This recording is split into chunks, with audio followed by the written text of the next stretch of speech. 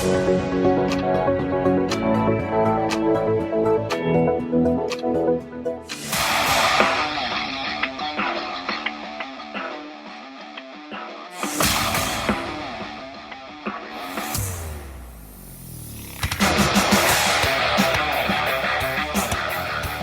morning, everybody. And just a quick word from our sponsors. Hi, this is Gail Rubenstein, the founder and CEO of Retail Resilient. Car dealers all over the country love working with us. We have two product solutions that they absolutely love using. The first product solution is a Facebook and Instagram school. We also have a campaign management program where we generate leads for them. Our car dealers typically say to us, I had the highest grossing month in the history of my business. I'm up double in my volume year over year. And we absolutely love helping car dealers. So give us a try, give us a shout. We would love to see if we're a fit to work with you. Hi, this is Barry Jordan from whitegloveperformancegroup.com. I'd like to take a few moments of your time to share how we can make you more profitable. Dealerships all over North America are using our cloud-based power dialing platform, Touchpoint, to manage their outbound sales-generating phone calls. With Touchpoint, your agents can make up to 50 calls an hour.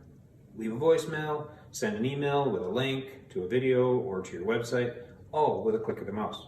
We specialize in empowering your teams to make the calls that make the sales. How can Touchpoint help you increase profit? Check us out, whitegloveperformancegroup.com. Hi everyone, I'm John Latka from Automotive Business Solutions, where we help dealerships build more productive and proactive by appointment sales cultures through our Performance Management Partnership Program. So if you want to increase your sales volume by 2 to 3 sales per month per salesperson, call our toll-free number, 877-708-8484 for a free consultation. Thanks very much. Couple books. I picked a couple different ones this time just because I was looking for books and there wasn't a lot of the current market, but How to Start and Run and Grow a Used Car Dealership on a Budget, Car Dog Millionaire, and How to Buy Used Cars from Dr. Zeke. Go ahead, Jeff. Good morning, everybody, and thanks for joining us. So on all this fine stuff, we always have a little bit of a disclaimer here that basically says that the opinions shared here are those of our guests and not necessarily of us. And I always joke around because we do agree, but officially we don't. Ian. Thanks, Jeff. So how to pivot on to 70% used cars is the really the talk of the day and the talk of the show. We're talking everything used cars, but more importantly, as we have all know, new car inventory is at a shortage. So how do we sell more used cars? How do we find them? How do we make money? So let's get on with it. Go ahead. So our first guest today, we're going to introduce our guest. Our first guest is probably one of the gurus of used cars there is. Instead of sitting in front of his brick wall, he should be sitting on the desk in the lotus position. But it's Tommy Gibbs from Tommy Gibbs Training in Treasure Island, Florida. What a great name. Tommy, take a moment and introduce yourself to everybody. I was a new car dealer for, over 20 years.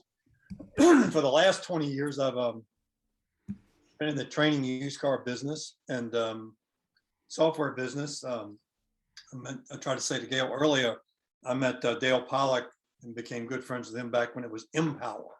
So you have to have been around a pretty good while to put that together. If you ever look at the auto group of dealers, you'll see inside the accounts, their numbers are usually MP 12648. If you ever look at an account number, it goes back to the Empower stuff. It's not. I think the Canadian dealers are numbered differently. Anyhow, so over the years, we've had a lot of success helping dealers maximize their used car business. As a new car dealer, I didn't think there was a lot of options out there for training. And so when I cashed out back in 2003, I had a real passion for it and got involved in a lot of my success to, I guess, a lot of the bigger groups out there that I've worked with, as well as 20 groups and NADA and NCM and those sort of people. Anyhow, that's kind of my spin. I think that I think the thing that dealers need to be doing right now that some of them are not doing very well is they really do need to have a vehicle buying center. And if they haven't gotten in dialed in on that and they're not doing that, that's going to be the real key moving forward, and they're going to be left out if they don't. Going to the auctions, while it's still a place we have to go from time to time, our real opportunity is to buy cars from the public, buy cars from our customer base.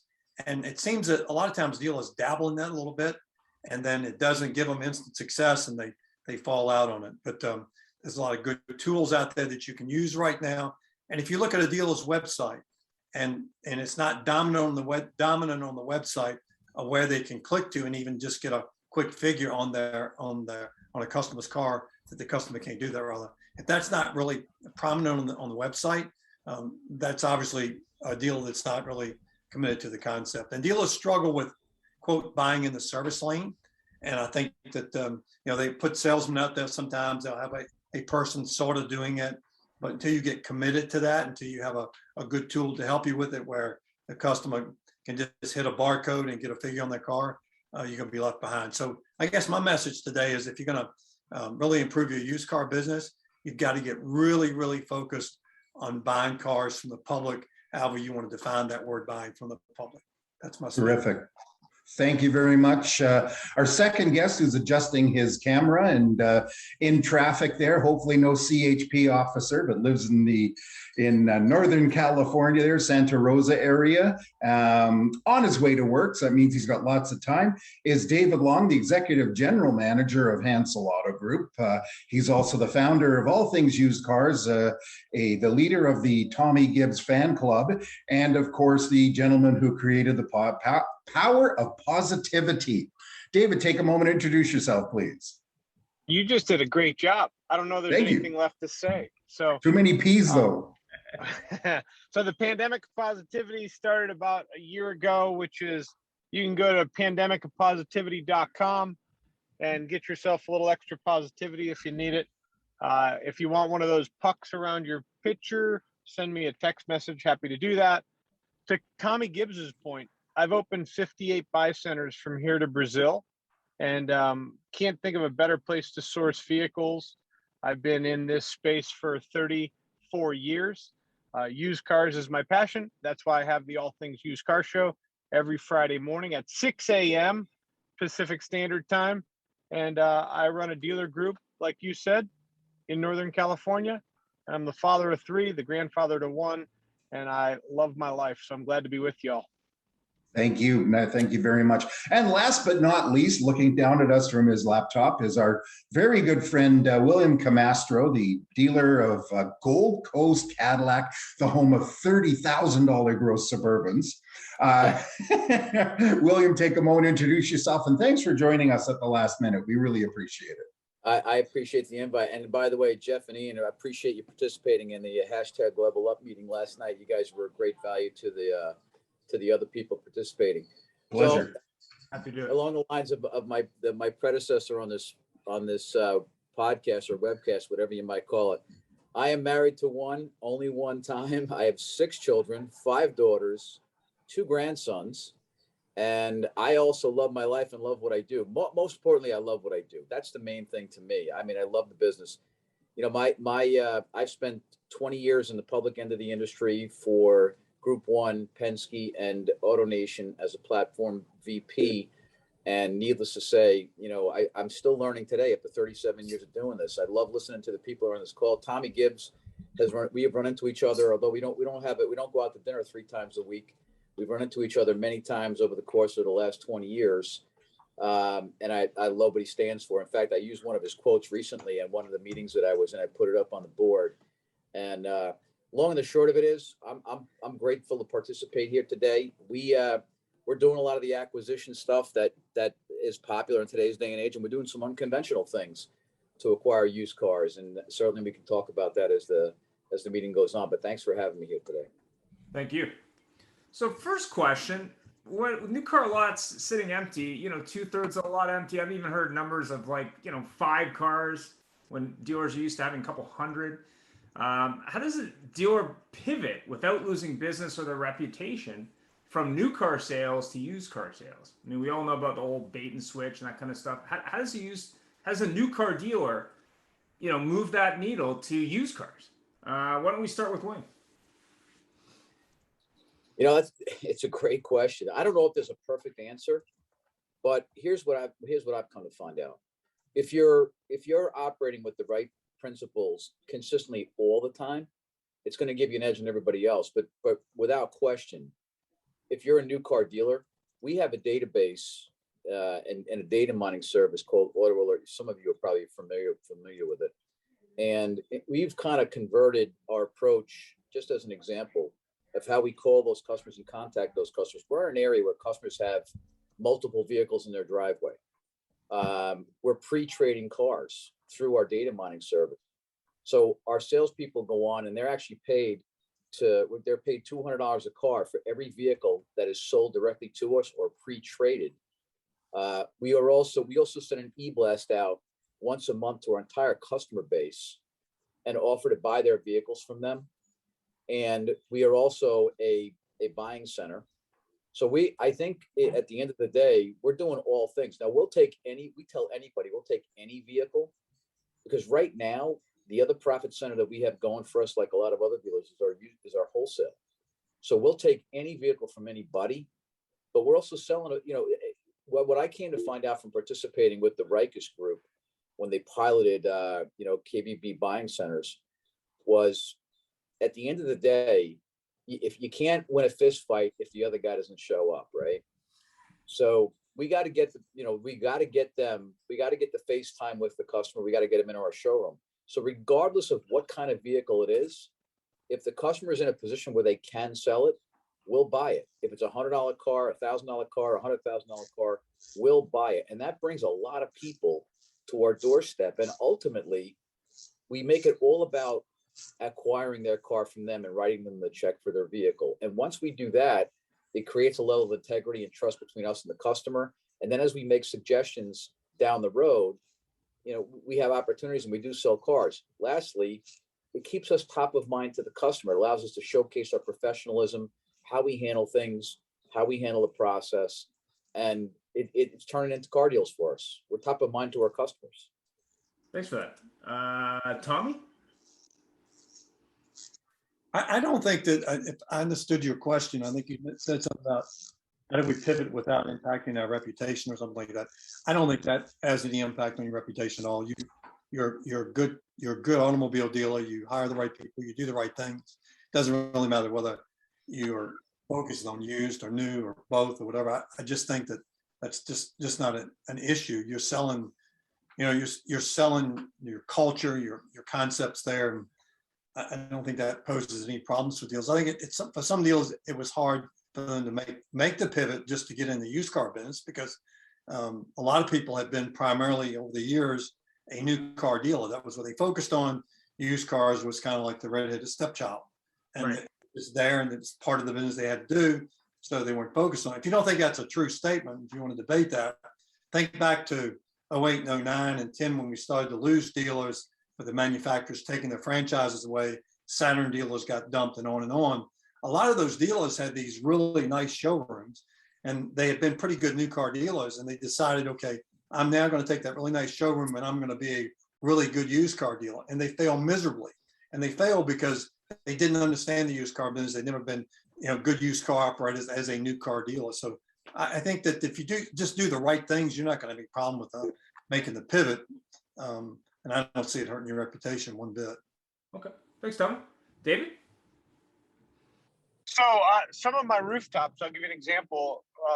We use Subaru, for instance. We generally sell about 150 Subarus with 120 in stock. Now we'll sell 130 with 4 in stock, right? So we're still going to sell our new cars. We're just selling them differently. We're selling them on pre-orders. We're selling them off the truck. We're selling them in the pipeline. And our used car business is benefiting from it, right? So there is no, as a matter of fact, there is an impact, and the impact is all positive. That is where we are. And that's not just for Subaru, that's for all my other OEMs that I represent as well. So you're not seeing a shift from people that were coming in to buy a new car who then want to buy a used car because they want it right now? Not really, Ian, no. The new car buyer is the new car buyer. It's not like we can run out and buy a truckload of late model pre-owned cars. And if we did, guess what? they'd be $2,000 more than a brand new one. So it's just, the impact to the business has been incredibly positive. Customers understand wherever they go buy furniture today. They're going to wait 6 months to get a couch, right? People understand today that the buying process has changed, and really, which we have, we shift properly and we sell the narrative the right way, the consumer is all for it and they appreciate it. And it's been incredible to watch. Interesting.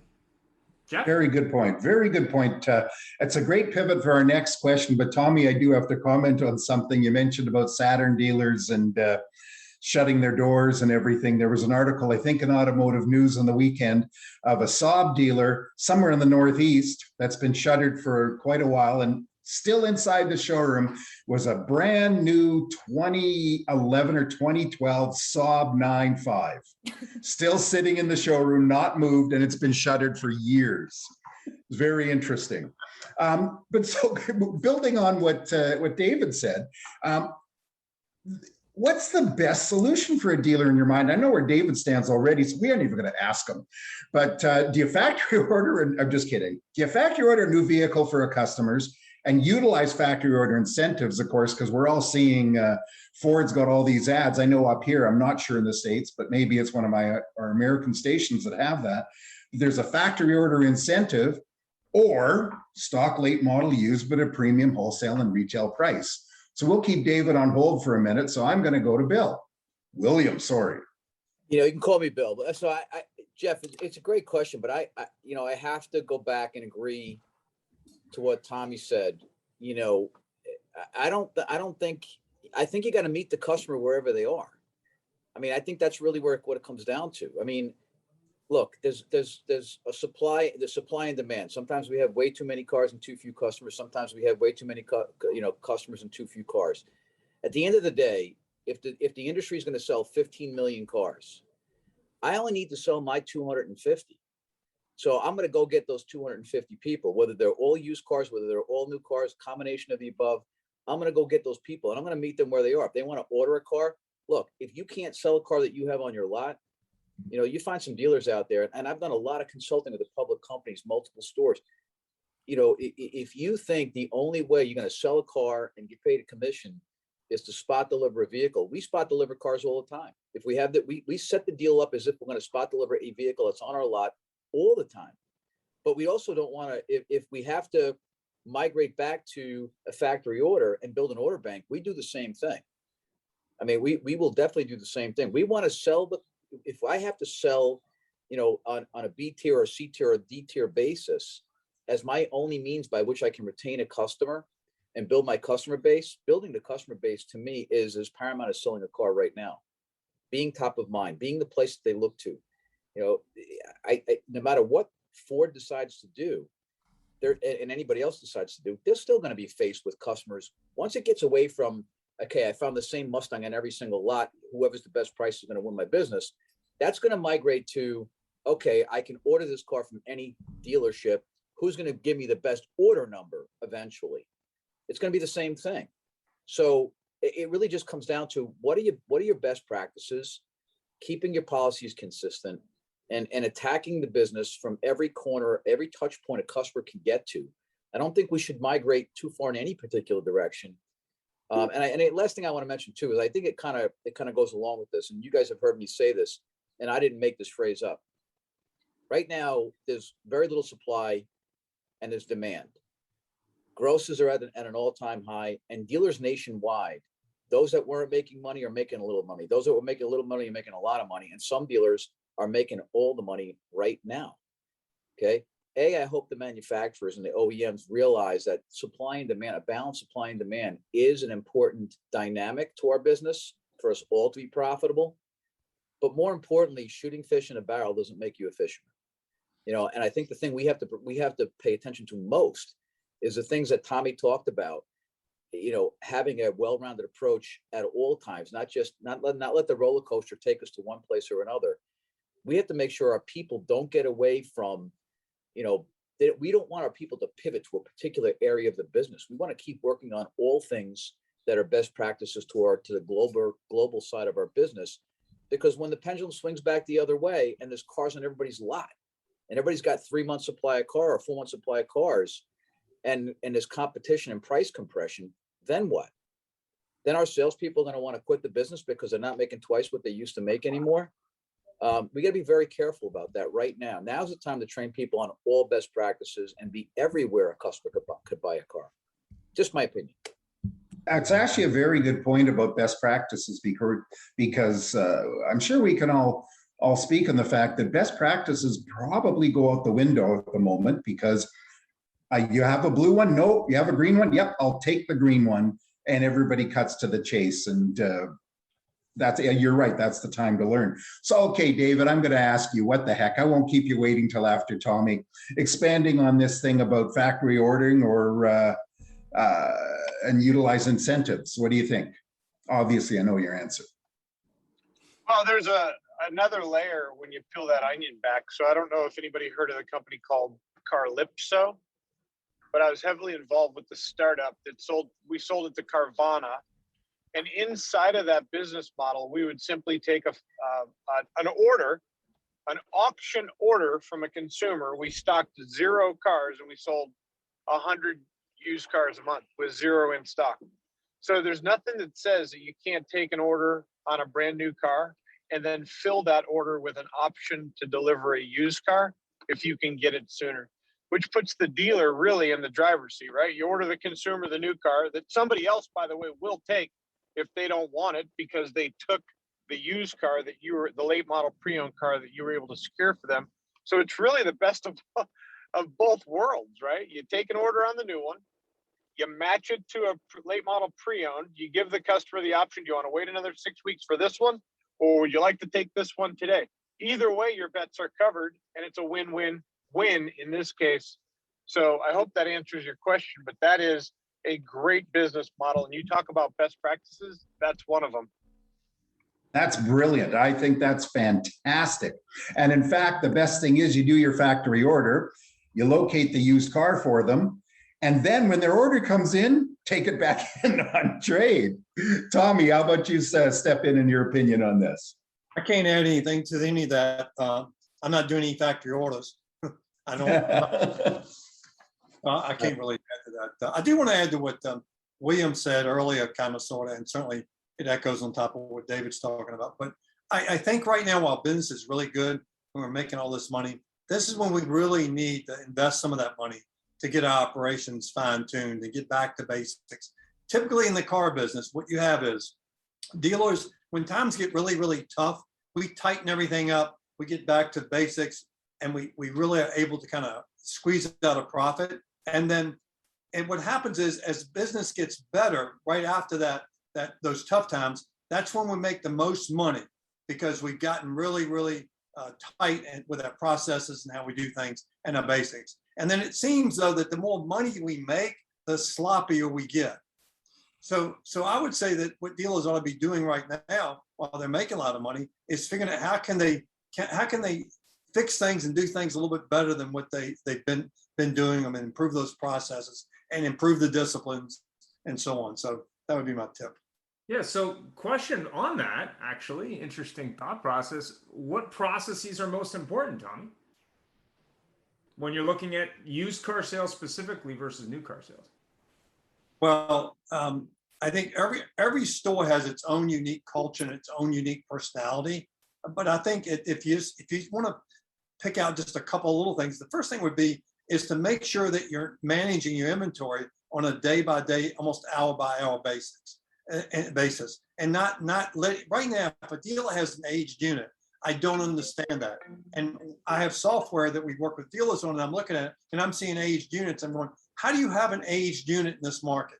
What is it you're not doing? What are you not paying attention? So that would be fundamental. You can't let that happen to you. And when dealers hear me talk about aged units, I don't really ever mean that if you have an aged unit, it's time to take it to the market and dump it in the wholesale market, which right now I guess you can make money on some of that. But I don't recommend that. You should be figuring out a way to retail those cars at some number, because we want to capture those customers. We all know the benefits of that. So I think that has to be number one in used cars. And again, getting into the vehicle acquisition mode. If you do those two things, you don't really have to worry. Right now, some dealers are overpaying for cars, and they're doing really well on them. But some dealers are overpaying for cars and letting them sit, and that's insanity. That's going to catch up eventually. And there's no logic to that. It makes no sense. So this just gets back to fundamental basics. If you manage your inventory every day and you're on top of cars and you're identifying your most problematic cars and you're making sure you've got an action plan in place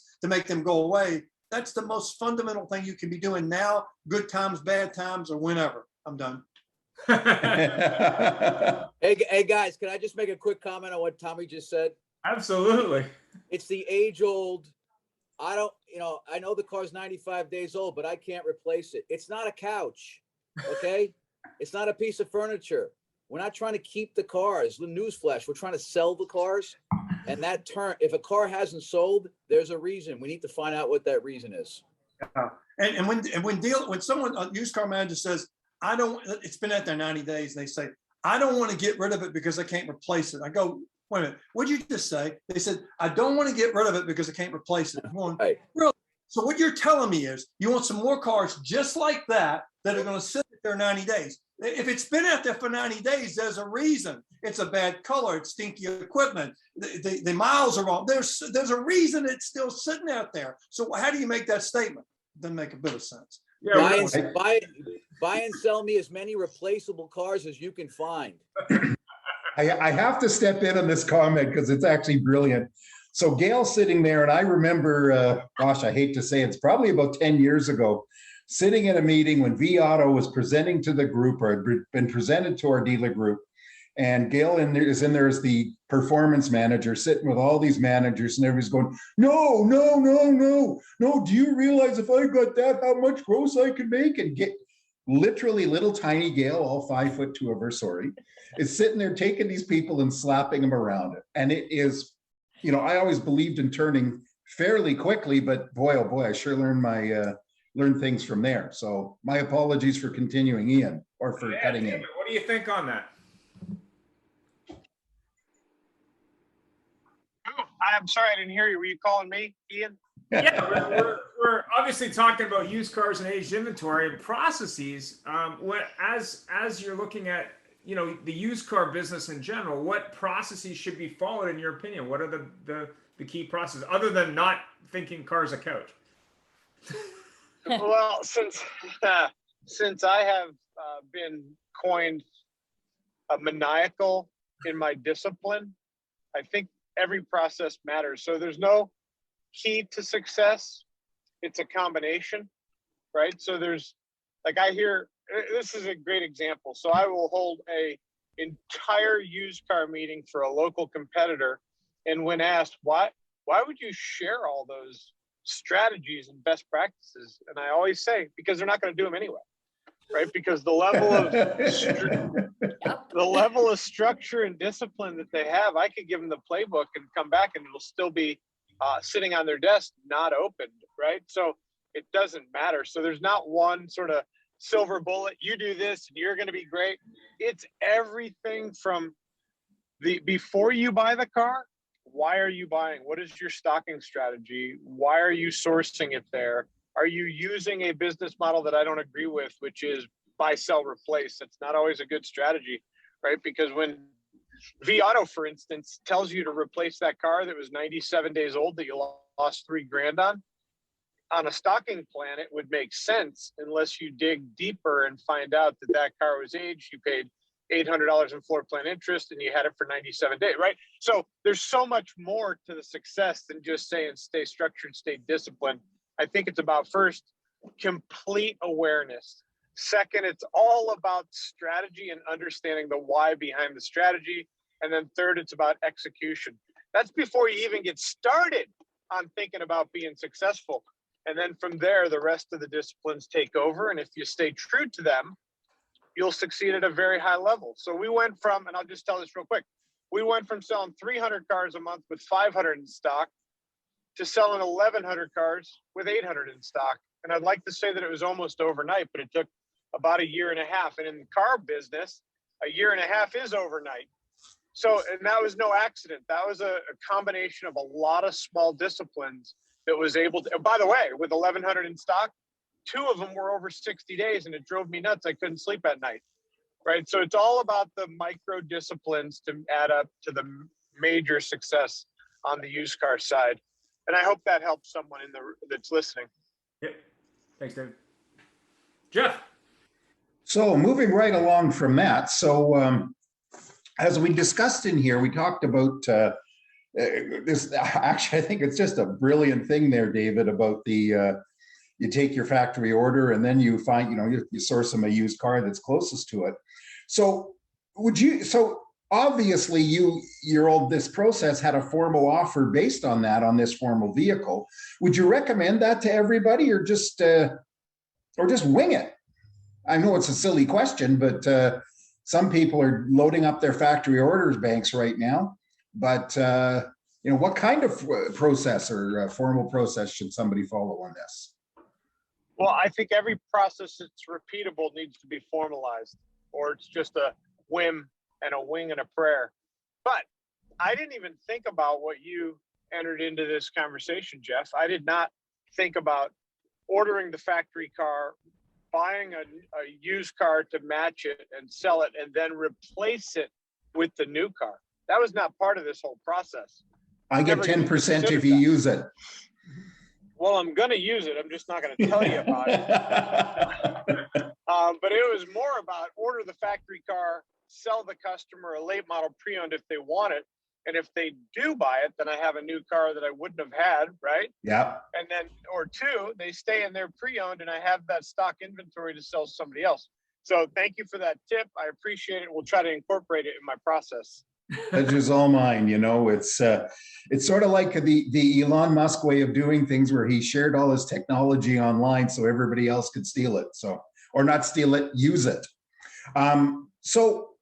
William, same idea. So what do you think of this as a formal offer on people factory ordering new ones and then putting them into a used one, or what?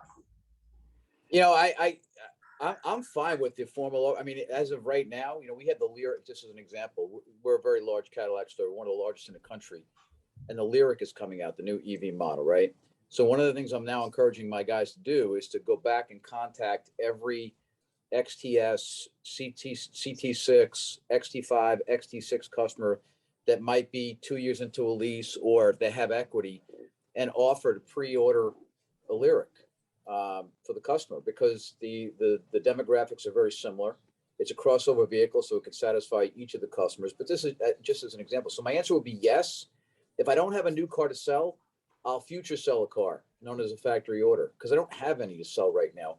And I think one of the things we should all be very, very concerned with right now and act upon, if there's ever been a time where we're exposed to erosion and customer retention, it's right now. Because there is a percentage of our customers out there who buy cars because they want to, and there's a percentage of our customers who buy cars because they need to. Okay, we need to be close to those people so we know which ones they are. But even more importantly, if somebody has the one car on their lot that they want to buy and we don't, and their lease is coming to an end, and there's they can have the last 4 payments made, whatever the circumstances are, we're going to lose those customers. They may like us. They may love us. They may love the way we do business. But all it takes is for one dealer to reach out to them and make an impression on them and say, listen, I have that car you want sitting right here. And you might lose that customer. So, even if it's a used car, I want my customers, if they want to buy a cheap used car, expensive used car, a CPO, new car from me, or make a factory order, I'd rather it be with me than with somebody else. And if the only way I can retain that customer is by taking $1,000 deposit on an order, or a future built vehicle like the Lyric is coming out in March, I'm gonna, because listen, I may not want to do that right now, but I'll have a good March. I'm building my future for myself, something that our salespeople aren't necessarily geared towards. They're instant gratification type people, which is good in a way, but at the end of the day, we need to make sure, going back to process and some of the things that Tommy and David said, listen, our process is simple, whether it's by phone, internet, or in person. We want to qualify the customer's wants and needs with a couple of simple questions, not lots and lots of questions, but we want to know, financially, we want to know in terms of their own makeup as people, what it is they're trying to construct in terms of a car deal for themselves, so that any suggestions we make beyond that, whether it's to move them to a used car or anything. So if we're going to make a suggestion and truly sell the customer, we're doing it based on validated information that's relevant to the customer, not to us, to the customer. And if they say to us in the end, look, the only way I'm buying that car is if you order me one. I don't want to wait for it, but I will if you order. We're going to order the car. So I would say, you know, it wouldn't be my go-to, but it would certainly be in my toolbox for sure. You brought up a very, very interesting point there at the beginning of your comment. Your big risk is you've got somebody with a lease coming up. You don't have the car. Your other dealers of your same brand may not have that car, but the competitor of another brand across the street has something similar. They like that car. They jump into that. They buy out the lease. You not only lose that customer, the new car sale, you lose the trade-in or the lease return and future business. So that's a crazy risk. That's a very good point. Jeff, that actually just happened to me. So I bought a Jeep Wrangler hybrid. So my loyal dealer that I've gone to for 20 years, because I also worked for the guy, they didn't offer to factory order me a hybrid Wrangler. And a dealer, one of my clients in Florida, had the hybrid Wrangler I wanted, and my lease was up, and they shipped the car here. They took my trade, shipped it to Florida. They made it so easy on me, and they kind of like stole the business from the guy that I had usually worked with for 20 years, but he didn't offer to factory order the car for me. Very good point. I just ended up with what I wanted in my driveway, but it was, you know, so they were kind of like surprised I bought somewhere else, but my lease was up. I needed a car. If you had it's very interesting. If you had given your original selling dealer $1,000 deposit and ordered the car, you wouldn't have even had the phone call. So the second dealer wouldn't have even had a conversation with you. Oh yeah. If you had already made the order, right? Right. Yeah. Yeah. Well, they probably sat there and says, well, you know, we can't get this thing for 4 months and her lease is up. So, you know, she'll probably just say, okay, give me a regular Wrangler and live without it. Well, it's interesting because on one of David's first calls I was on, we were talking about a return center. We were talking about the fact that traditionally you'd have a customer who didn't like their car, maybe wanted to get out of their lease, and that wasn't possible. It didn't make sense. And then he said, well, he had a situation where he had to really rethink that because based on the current used car market, that does make sense. So I think the learning here is you really have to ask the customer, but you also have to think outside the box. I think a lot of dealers are not a lot of dealers, but some dealers are handcuffed by the reality is I don't have the car, I don't know what to do. But you gotta ask the questions and you gotta come up with a solution and you gotta think in different ways. David has a thought, I think, on that. So I don't think that dealer lost Gail's business when she needed a car. I think they lost Gail's business in their renewal center at 120 days before lease maturity, right? They should have known at 120. They should have known at 90. They should have been pre-ordering one, right? It shouldn't have been, oh my gosh, we don't have anything for you. That the fight was already over at that point, right? So I'm almost glad you did get a Florida dealer to do that for you. But having said that, the dealer could have also said, you know, the manufacturer will extend your lease for 3 to 6 months while we place a factory order for you. Why don't you go ahead and keep the car you have, keep the payment you're comfortable with, and in 3 months, we'll have a new one sitting here for you ready to go. So there were a lot of different ways that dealer could have went to not lose your business. And it gets back to communication, process, structure, and discipline. It was super simple to keep her as a customer. Hey And guys, you know I want to offer another wrinkle to that if I could. Please do. We keep a lot of CPO. We're a very big CPO dealer. We deliver 40 to 50 CPO a month Cadillacs. One of the things that we do is when we have, and we do so 4 or 5 times a month as an average. If we have a customer who needs to get to the end of the lease, if they've extended it, they can't go any further or they refuse to, we actually put them in a CPO vehicle and we stipulate on the purchase order, as long as there is no changes to the Carfax, we will only charge them X amount of cents per mile until their vehicle comes in. And they actually drive, they buy the vehicle, whether they pay cash for it or whether they go on a finance contract with it, and we guarantee a future value less the mileage, the 25 cents a mile, and it must come back with the same Carfax as it left with. And our customers do it 4 or 5 times a month. And then what happens is that we know it's going to take, 8 to 10 weeks for an Escalade to show up, as an example. So we put them in a 2019 or 2020 Escalade, which is probably going to be the same year or newer than the one they're driving. And then when their vehicle shows up, we take the vehicle back. They pay us for the mileage on the car, and they step into their new vehicle, because the mileage on the car is probably going to be less than their monthly payment on the current lease that they're going to jump into. So and it's been very effective. I was going to say I would have done that as a customer. I absolutely would have done that, and just basically paid you to borrow a car. That's exactly right. Yeah. Exactly right. But again, they should have done your factory order 120 days out. Earlier, yeah. Yeah, and of course they lose the trade again. That whole cycle's gone. I will say they paid some pretty crazy money for my lease to trade it. They paid 99% cost to market.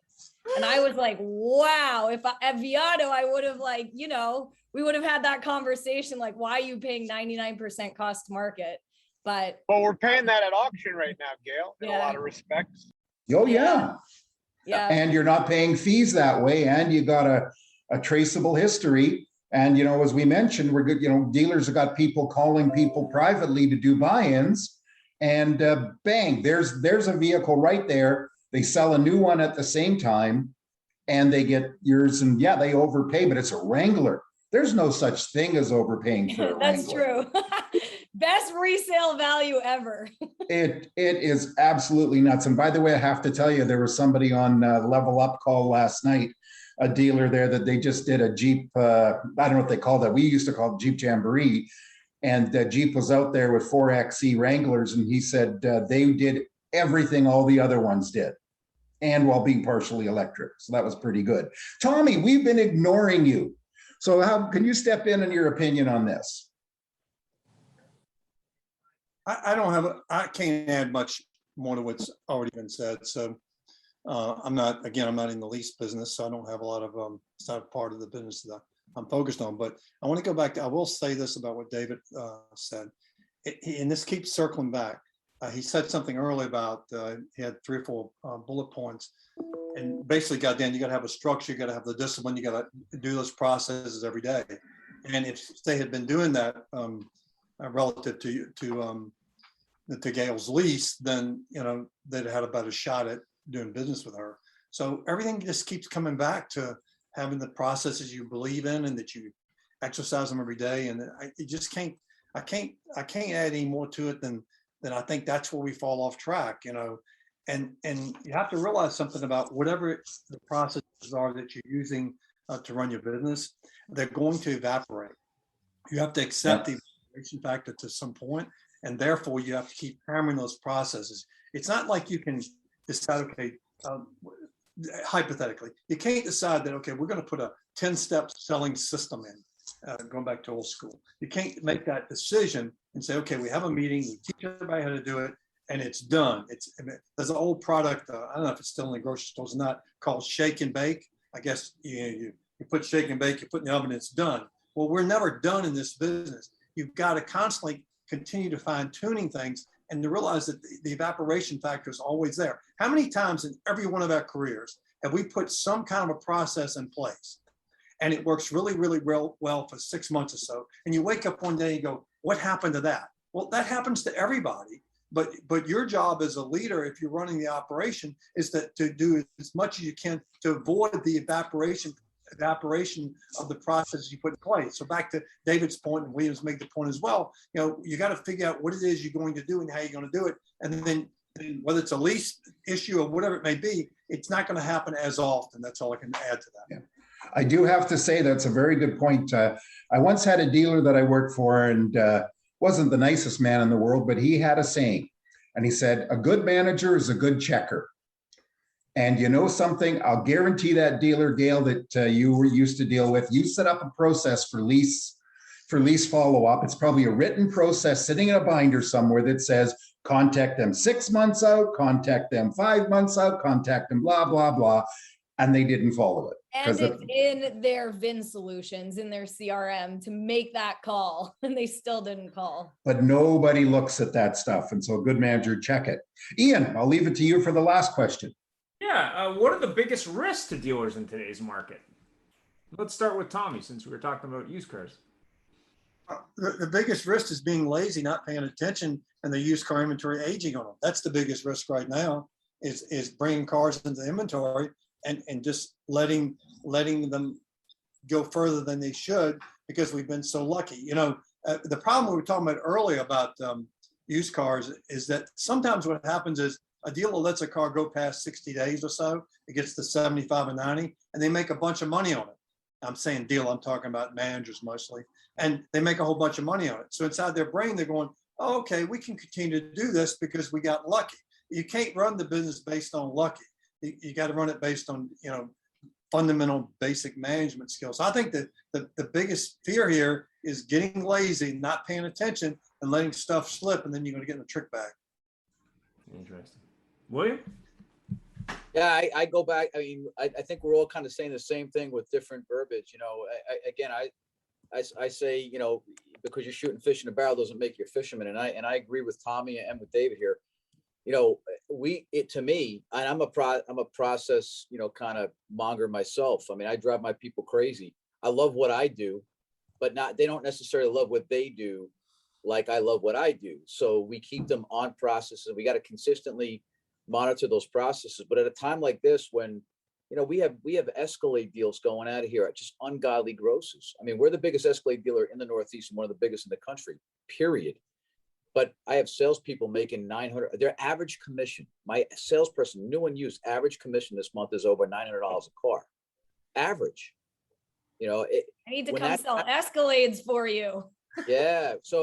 But the problem is, even our used cars as well, the problem is, when they get a guy that walks in and he's upside down in his car on a 7-year finance right now. They're in trouble. Is that right? That guy's going to get it. Now, I want that guy. But it's how quickly we forget, like Tommy was saying, if you're not consistent, because we're going to come out on the other side of this. I'm doing this for 37 years. This has been going on for 3 or 4 months, right? And 3 months from now, in the first quarter of next year, it won't be going on again. And at that point in time, can I have a showroom full of people or a dealership full of people that are looking at their paychecks going, oh, this place sucks. I used to make twice as much last year. You got to educate these people, and they've got to take not just the low hanging fruit, but they got to climb the tree to the top sometimes so that they know how to climb that tree. I was in martial arts for a long time. I'll never forget this. And the guy who ran the studio, a Korean fellow, and he was a 7th degree master, had multiple studios, very successful. And I said to him one time, how are you so successful? He goes, well, I never forget how to make my own peanut butter and jelly sandwich if I need to. So if times get tough, I can take care of myself. And that is that stuck with me. It is so true. You need to stick with the basics and build on them always. Otherwise, they'll go away. And like Tommy said, you'll wake up one day and go, wait a second, what happened to all that stuff we were doing? Well, times like this can make that go away. So got to stick to it. Thanks, Will. David? The biggest threat that I know for a fact to be true is dealers thinking they're going to be able to operate their business the same tomorrow as they did today. I think that's going to be the biggest threat for the next 3 to 5 years. My buddy Brian Benstock says it's so important, I agree with this, that we learn, right? We continue to learn, but then we unlearn and then we relearn, meaning it's not going to be the same. And if we're going to stay the same, we're going to pay a hefty price. So that would be my thoughts on what would be the biggest threat to the car dealer in the future. We actually said, if I can pop in here, Troy Glenn just made a comment that he said, when times are good, dealers need to remember to treat customers as well as they do when times are bad. Customers remember. And that's an exceptionally good point, which everybody seems to be touching on. Yeah, there's never any extra customers. And that's something Gail said, as everybody else said. I mean, it's not like we're going to have less competitive brands in the market in 2 years than we do now. We're probably going to have more. So it's very, very important that you understand where your customers are and how you can help them, and they know where you are and that you ask the questions. I mean, I think that's going to be, the biggest challenge over the next 3 to 5 years is how do you retain those customers as markets change. And I love what Ben Stock and obviously David said there, and it's so true. This is an evolving marketplace. Incentives time. We got 5 minutes. Any final thoughts from anybody? Go ahead, Jeff. Well, I have to say from my side, this has been great. It's we've had a lot of people pipe in with a lot of super stuff. And as always, our show's gone in various different directions that we didn't intend to. And we greatly appreciate it. But final thoughts from our guests. Go ahead. William. I think I would go ahead, William. Look, the thing I got most from this time we spent today was I heard myself trying to articulate in different words exactly what I heard from David, exactly what I heard from Tommy, which is the best part. I mean, we can reinvent who we are. We do have to evolve with the business, but at the end of the day, whether we use technology or whether we use, whether you use the phone or whether we use whatever, email, whatever you want to use, it's going to be people communicating with people, whether it's our employees, whether it's the customers in the outside world. But we do have to be mindful that customers do have many more choices because of digital technology and the way the car business is handled today. So I'm just grateful to be part of this. And I really appreciate listening to the comments from the other two guests. Really, really good stuff. Thanks. David? So one, Ian and Jeff, thank you. And the sponsor, Gail, thank you for having us. But I think Tommy and William did an exceptional job. I took a lot away from it. But for anybody that wants to sort of things used cars, it's every Friday morning, 6 a.m. I hope I didn't break any rules there, but I'd love to have this level of conversation in that room on Clubhouse, 6 a.m. Friday morning. So all are welcome. That's all I have. Is it Thanks for having me. Pacific, Eastern? What time zone? 6 West. 6 Pacific. Okay. So it's 9 where you are. Perfect. There you go. That's where you are. So thanks for having me. No worries. Thank you. Thank you for joining us. I'm going to do my best to join you this from now on too, because I quite like it, but I always find out after I'm rushing, getting ready in the morning, but damn it, missed it. But it is Clubhouse, so nobody can see you running around. So before we get Tommy's final opinion, we do want to acknowledge our other sponsor sitting there very quietly, the king of dulcet tones, John Latka from Automotive Business Solutions, way out east in Halifax, Nova Scotia. Thanks for always being here, John. Tommy, final thoughts. When I'm in rooms like this, or when I'm in a clubhouse room like David runs, I'm always inspired by the brilliance in the rooms and how this business has evolved. Man, I was in the business a long time ago when people signed 3 blank contracts and they didn't know what their payments were going to be. We actually threw their keys on the roof. I mean, I've been a part of that. I really have. There's no joke about that. I mean, I really was. I was 17 years old working at a Mercury dealership in Richmond, Virginia, and they actually threw the keys on the roof. They would have the customers trade and tell them, you've got to buy a car because we've already sold your car. In the 70s, I was selling cars at a Chevrolet dealership when Vegas were hot. Some of you don't even know what a Vega is. When Vegas were hot, and they come out of the F&I booth, and they'd say, "Where's my car?" Because we told them their car had come in, and we point them to the car, and it was a totally different car, different color, different. That's your car. You're going to drive it away. So I've been through all that. So when I'm in rooms like this, I'm just really inspired about how the culture has changed, the quality of what we do is just so good today. And then I'm also impressed that with everything that we talk about in terms of technology and all that sort of thing, so much of it comes right back to common sense too. Just treat people the way you'd like to be treated. Hello, it ain't that hard. But anyway, thanks for having me in the meeting today. Oh, the one question I have to ask you then, Tommy, is so in other words, they came in for an Impala and they left in a Vega wagon. No. They came in a Vega wagon, they left in a Vega coupe. Manual transmission. But I got to ask one question. Tommy, did you residualize $1,000 pinstripe on the car? Absolutely. Yeah. And those were the days of. We earned the bad reputation that all of us have worked so hard next. Yes, we did. Yes, absolutely. Oh, God. Thanks very much. Have a great week. Thanks, guys. Thank you. We're on hiatus next week, and just because it's month end, and we'll be back with some great new shows. So thank you all very much. Thanks. Thank you.